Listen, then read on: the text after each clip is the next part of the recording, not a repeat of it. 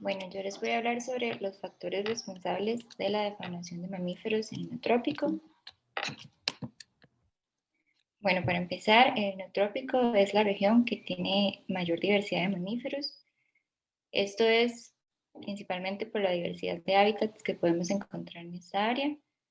Aproximadamente hay 1.600 especies que habitan en el neotrópico y se dice que en las selvas tropicales ecuatoriales intactas pueden contener conjuntos de hasta 180 especies de mamíferos, de las cuales 20% corresponden a especies de cuerpo grande a mediano.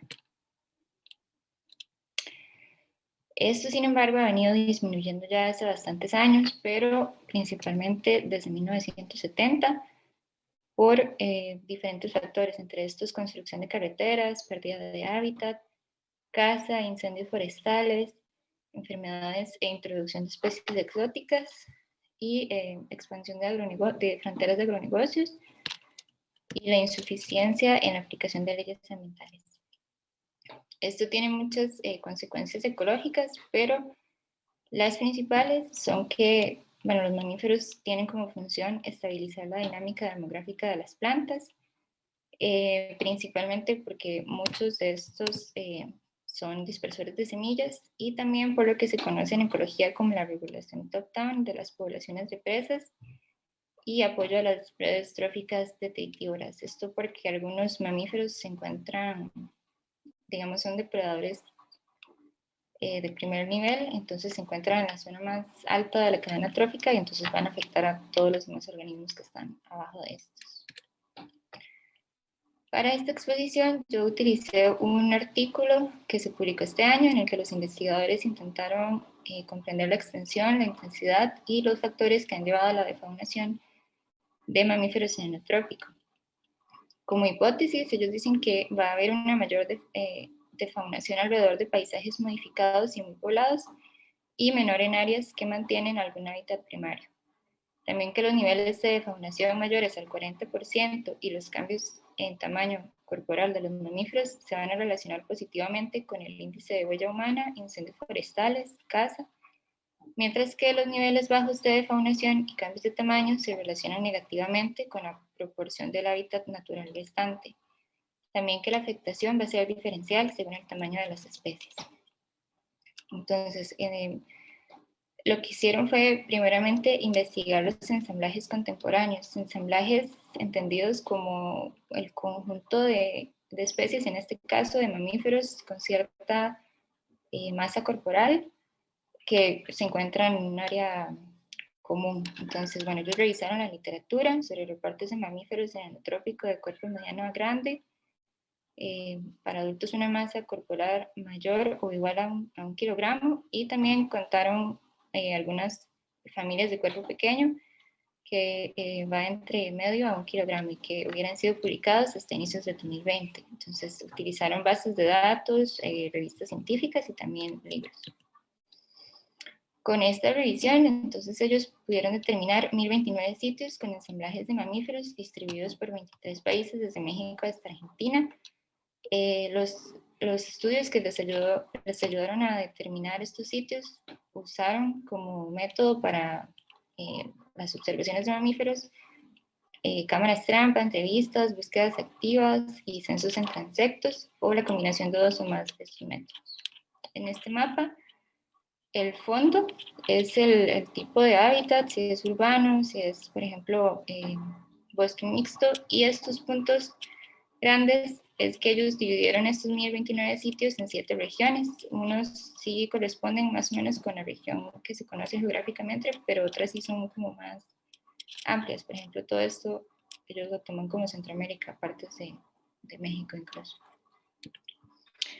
Bueno, aparte de los ensamblajes contemporáneos, también investigaron los ensamblajes históricos y para esto utilizaron los polígonos de distribución de la UICN, que ellos mencionan que estos polígonos se han criticado de no ser muy exactos, pero ellos dicen que justifican que para mamíferos sí se ha demostrado que son bastante útiles. Y además, en cada sitio que determinaron, en un radio de 4.5 kilómetros, también investigaron diferentes variables como el tipo de hábitat, si el área era protegida o no, la extensión del hábitat conservado, incendios, la frecuencia e intensidad y el índice de huella humana, sería la densidad de población, carreteras, infraestructura.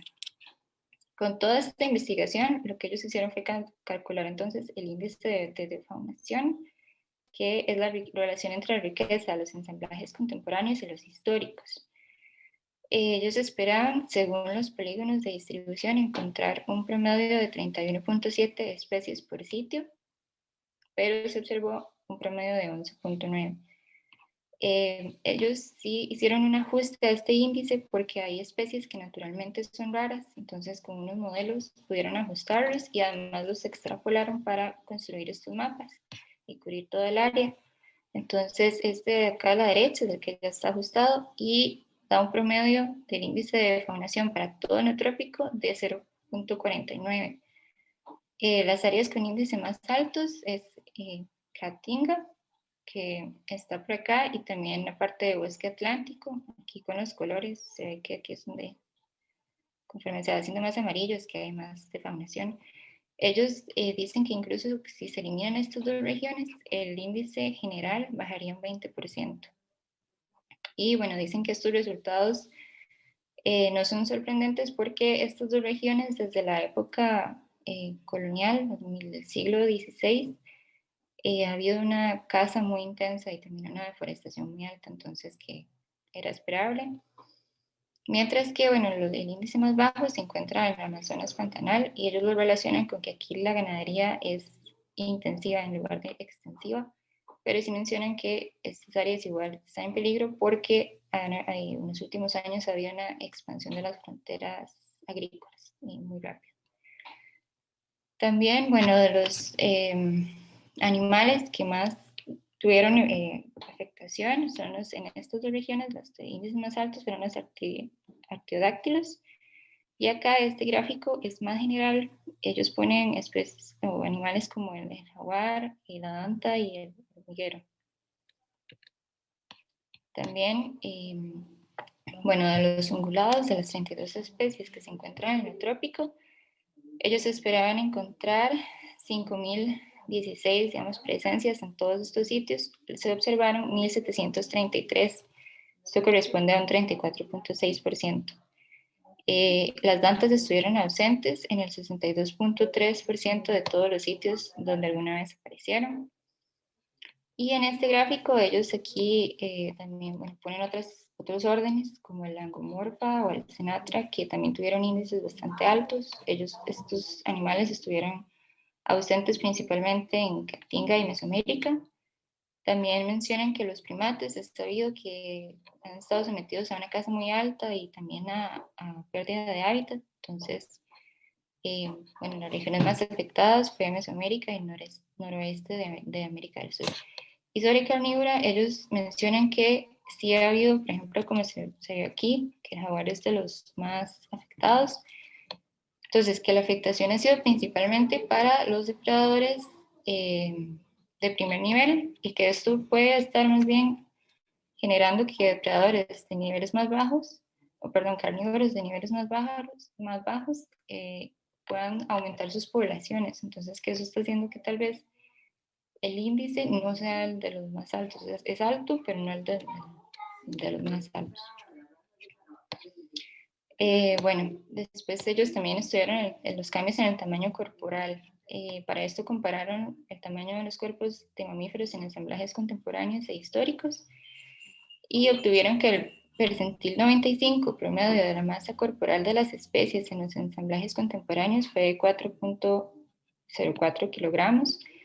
Esto es solo el 28.7% de lo que se esperaba con los históricos, que fue 14.08. Esto de percentil 95, entonces es que el 95% de los animales encontrados en esos sitios iban a pesaban igual o menos de 4.04 kilogramos, solo el 5% lo superaba. Ellos relacionaron esto con el índice de presión de caza, este cambio, digamos, en tamaño. Entonces, para calcular este índice, usaron diferentes variables, unas que inhiben la caza, otras que más bien la intensifican. Para los dos sacaron valores y después ya obtuvieron el índice de presión de casa. Como resultado, para todo el neotrópico se obtuvo que el promedio fue de 0.33 en un área de 17 millones de kilómetros cuadrados. Este índice estuvo entre 0.2 y 0.4, y mientras que solamente un área de 850.000 kilómetros cuadrados tuvo un índice menor o igual a 2. Sí mencionan que estas áreas donde, digamos, el índice fue más bajo son áreas donde naturalmente no existen muchas especies, digamos, perseguidas por los cazadores. Y bueno, ellos hacen entonces al final la relación, lo que está afectando principalmente a lo que es el índice de faunación y a la disminución de tamaño. Entonces, para el índice de faunación, lo que más está afectando son las áreas protegidas. Cuando el índice de faunación, perdón, en áreas protegidas fue en promedio 8.3% menor que en los sitios con paisajes desprotegidos, y de los 1029 sitios, 653 experimentaron un índice de faunación mayor a 0.5. De estos, 507 eran áreas sin protección. Mientras que para la disminución de tamaño, lo que más está afectando es la caza. Ellos indican que cuando el índice de presión de caza fue mayor a 0.4, el tamaño se redujo en 12.8 kilogramos aproximadamente, mientras que cuando fue menor a 0.4 se redujo en 8.5 kilogramos aproximadamente. Bueno, y las conclusiones es que la defaunación es un fenómeno generalizado en el trópico, pero mucho más grave en las regiones donde se ha dado una conversión generalizada del hábitat primario desde el periodo postcolonial temprano. Las poblaciones de mamíferos en áreas más intactas también han sido llevadas a la extinción local a través de una combinación de caza excesiva e impulsores de la degradación del hábitat. También que el grado de faunación local y la reducción del tamaño de las especies se vieron agravadas por las presiones del uso de la tierra, la caza excesiva y en menor intensidad otras medidas como la huella de perturbación humana, que indica que los efectos perjudiciales sobre la descomposición de las comunidades de mamíferos están sesgados por el tamaño y dependen de rasgos claves de la historia natural de las especies. También que la retención de grandes áreas de hábitat primario nativo amortigua la intensidad de la defaunación. Sin embargo, los hábitats primarios intactos no son inmunes a la pérdida de especies y están expuestos a presiones altas de caza. Y por último, los ungulados se encuentran entre los órdenes de mamíferos más extirpados, mientras que la mayoría de las especies de carnívoros persisten en un grado alto, sobre todo porque los carnívoros no amenazados tienen más probabilidad de utilizar hábitats de matriz antropogénica. Y eso sería. Muchas gracias. Gracias, Mónica. ¿Cómo podría estar influyendo este tipo de índices en áreas en las cuales la biodiversidad es mayor versus zonas o áreas donde la biodiversidad de especies es menor, por ejemplo? Y decir que posiblemente haya una defaunación. Bueno, según entiendo esto, yo tomaron en cuenta con los ajustes, como para no estar sobrecalculando un índice, digamos, que diera un resultado más alto. Y me indican estos polígonos de distribución también, como que en estos polígonos explican cuál es la distribución histórica de las especies, la actual y la que se espera. Entonces con esto ellos pueden como ajustar, no sé si me explico, como para no estar haciendo, poniendo, digamos, ausencias falsas, por así decirlo. Tienen que ajustarlo, de hecho. Ajá, entonces sí, ellos hicieron, es que hicieron modelos complicados, yo no entiendo bien, pero ellos sí hicieron todo este proceso para evitar que eso sucediera, digamos. De hecho, sí, esos índices son complejos. Ujú, Los índices de faunación no son tan fáciles, entonces hay que adaptarlos a cada una de las regiones. ujú. Sí. Interesante ver el índice de la huella humana para nuestro país. Sería muy interesante.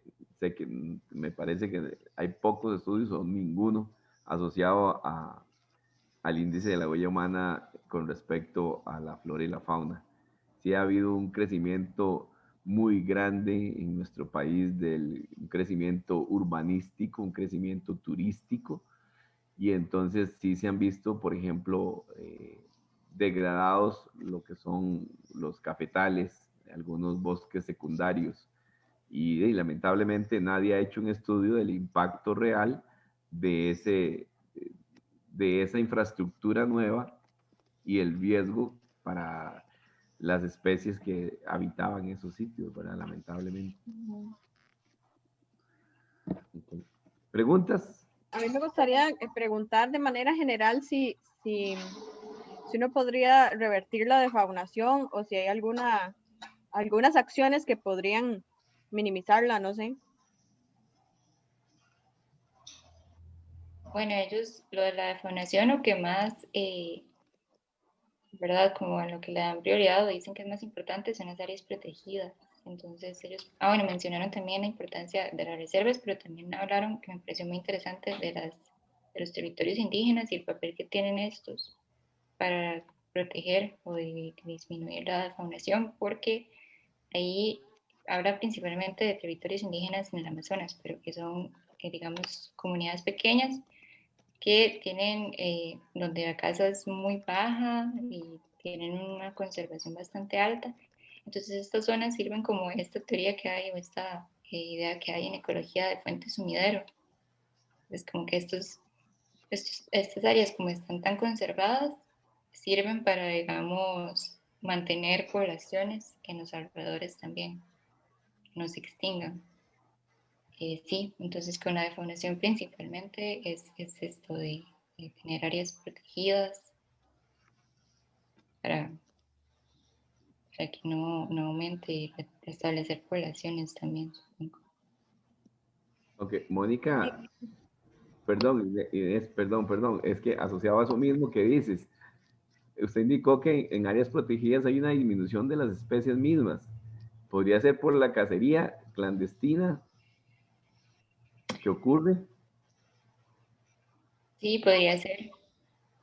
Porque algo que me llama la atención es que comentas que, que en el percentil 95 la mayoría de especies que aparecían, digamos, están las de 4.0 kilogramos, más o menos, y son especies relativamente pequeñas. Para un animal de 4 kilos, realmente es un animal relativamente pequeño. Entonces podría estar asociado mucho a lo que es una cacería de subsistencia, inclusive al involucrar áreas indígenas, inclusive áreas de las cuales podrían incluso algunas estar dentro de áreas protegidas. Sí, eso no lo mencionan, pero sí podría ser una razón.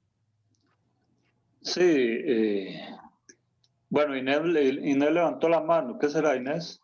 Sí, que tenía la duda también, no sé si se mencionaba Mónica, o qué sabes, si esta defaunación favorece especies pequeñas o favorece especies grandes, si el tamaño tiene que ver